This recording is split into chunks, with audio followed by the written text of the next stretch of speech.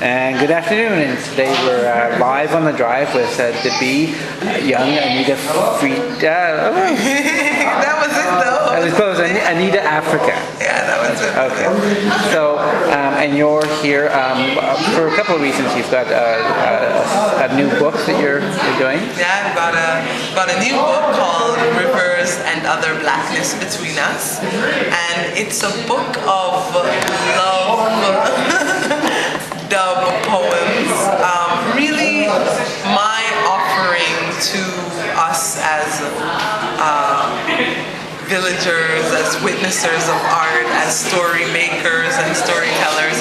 It's my offering to us because I think somewhere along the line I realized, and particularly from a friend of mine saying something about it, that as storytellers we don't necessarily spend time talking explicitly about love, and not just romantic love, but we spend a lot of time talking about revolution and social change, and really the foundation of that and the thing that holds that together is love. So that I'm realizing more and more that any sort of dialogue about change has to include a dialogue about love and the giving and receiving of love, and how do we make difficult actions from a place of love. So that the book is I guess the very beginnings of my investigations of what that is.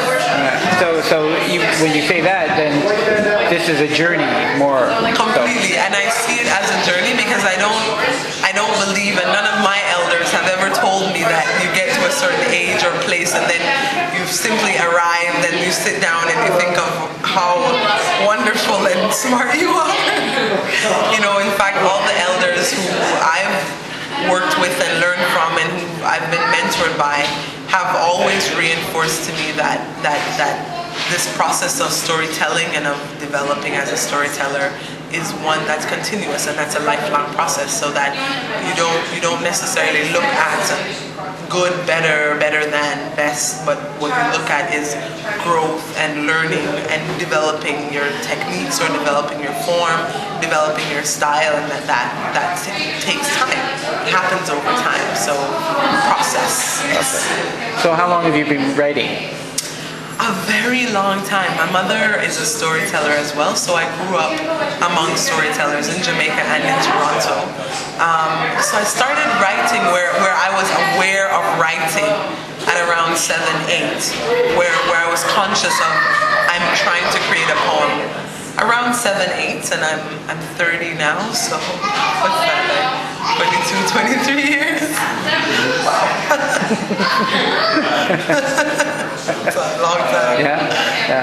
And so who is, besides them, who has been influences on you?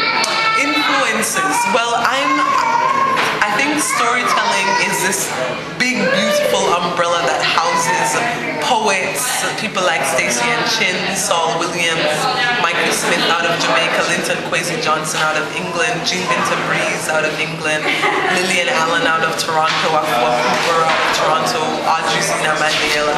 And then there are musicians like Peter Tosh and Kurt Cobain, who I really appreciate his music and the poetry of his music.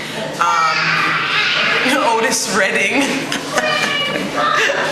and Billie Holiday, and then actors, storytelling actors, people like Denzel Washington, who I know is on everybody's favorite list, but yeah, he's on mine too. Tom Hanks, I really like his work. Angela Bassett, and filmmakers, all kinds of filmmakers. So when I think of influences and storytelling, it's such a wide range for me, because I fundamentally believe we're all storytellers. All of us, those of us who decide to make a living off of it, and those of us who are communicating constantly about who we are and what we believe the world to be. So I'm also heavily influenced by just life and life movements, people around, who I meet every day. Yeah. Nice. And I don't suppose you could do something for us, could you? Quickly? Yeah, I could. Let's see. Oh, yes. Who amongst us carry the sage secrets of loving? What elders, what children walk with the old-time knowledge of a healing love, an unapologetic love, an uncompromising love, an honest love? Tell me who, and I will sit studently by the rivers of their feet, washing away all the unknowings that I have come to know. I want to relearn a language of integrity, one of compassion and honesty, languages carved on my heart's tongue by our ancients whom I have forgotten. Because somewhere between a dream and a timelessness across the ocean waters, our sons and daughters, our mothers and fathers, our auntie, uncle, sister and brother stretched love fabric thick and thin. So now here we are trying to heal those scars of broken fiber that stick up in our like maca. But who among us carry the same secrets of loving?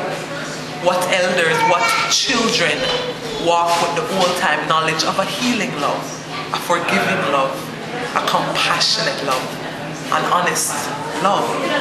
Tell me who, and I will sit studently by the rivers of their feet, washing away all the unknowings that I have come to know, relearning my language of integrity and honesty and compassion. These languages carved on my heart's tongue by my ancestors, whom I have surely forgotten. Very nice.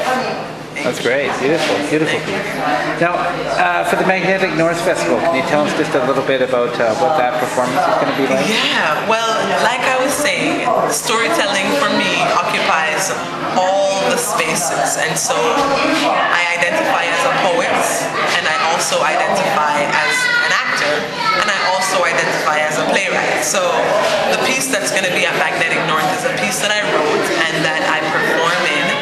And it really is the exploration of the multi-layered legacies of blood, essentially. So we're looking at bloodlines, we're looking at lineage, we're looking at menstruation, we're looking at the senseless bloodshed and violence, we're looking at people's relationship to blood, and all of this is seen through the eyes of a 15-year-old girl who's coming of age and who's having to deal with all the ancient and present and potential future implications of her dealings with her own blood.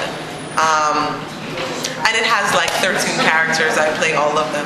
So there's a lot of play involved, there's a lot of like, childhood role playing involved. And it's I feel like it does a number of things. It definitely uses humor as one of the main mediums to talk about some hard-hitting issues. And at the same time, I think is balanced by the characters who are not one-dimensional, so that we see them in a number of ways, which has really helped people to embrace the piece, because they're like, we're human, we're complicated. Yeah. Very nice. The book, where can people find it? The book is available in bookstores. Should be available in bookstores in Vancouver as well. But if not, Women's Press is the publishing company that put it out. So it's available from them, like real easy, Google Women's Press and Rivers by the Young Anita Africa, and you'll find it if it's not available in bookstores. Right, and you've got a website too? And I've got a website. It's www.dbi, spelled D-B-I, real simple, young, like young person, .net. Great. Well, thank you very much for being live on the drive with us. Live on the drive. I love that. Thank you.